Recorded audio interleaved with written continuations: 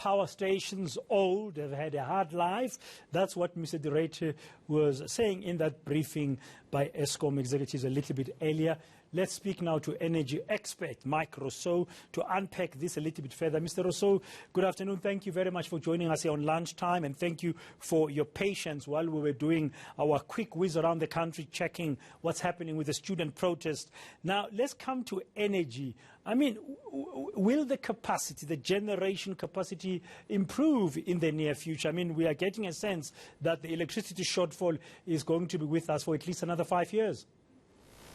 Yeah, I've looked at the statistics and I confirm, as I have on previous occasions said, that this is going to be a longer process than Eskom had claimed previously. I think the good news is that at least Andre de Ruyter and them are now acknowledging that this is not a 1 or 2 year, and they're claiming 5 years.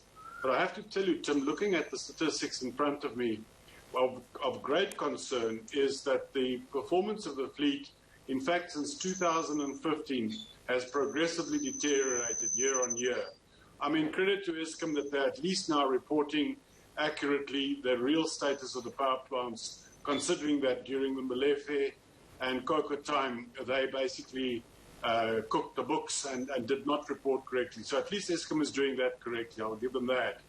But what does concern me is that the energy availability factor, unplanned capacity loss factors, in other words, breakdowns, are progressively increasing. They're running at over 20%, up to 27% of the capacity, unplanned, breakdowns, which are all unplanned. So that is of great concern to me.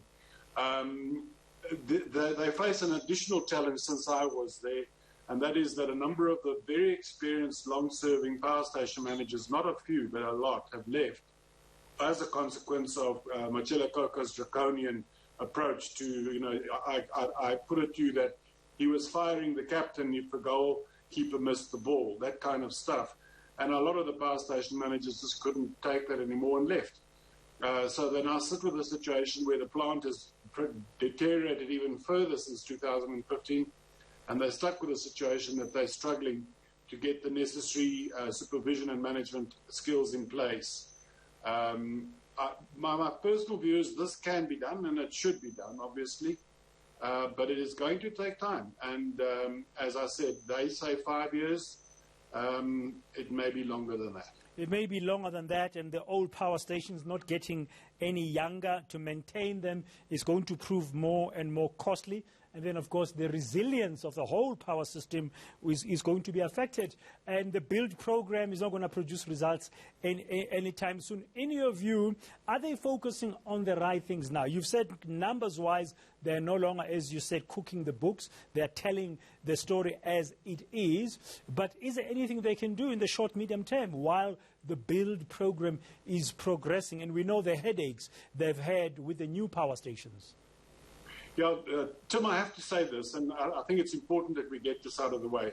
The focus on the so-called old power stations is really not useful. It's not helpful at all, because these power stations are very unreliable, firstly. But the good thing is they don't produce a lot of the capacity that Eskom have.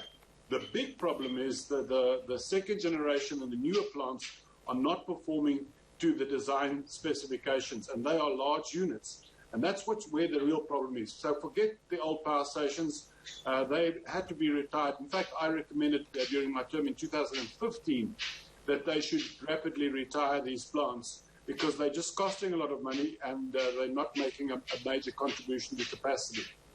So really, Eskom should be focusing on the big plants and making sure that they are reliable, particularly after maintenance when they return them to service. Even these power stations are taken out for planned work, return to power, and then fail immediately thereafter. So the quality of workmanship, and particularly the planning, is still not where it should be, and this is where they should focus. So my recommendation is that Eskom should focus even harder on the planning work, so that when a unit comes down for maintenance, the spares are available, the skills are in place, and the work is done according to that plan, and everything is done as it should be done and to the right quality. Okay. So that those units, when they return, they produce reliably. That is not the case at the moment, as I said, mainly because of the quality of planning and also the quality of execution of the planned work. Thank you very much, Mr. Micro. So some of his insights following the briefing earlier today by Eskom executives about its generation capacity challenges. Still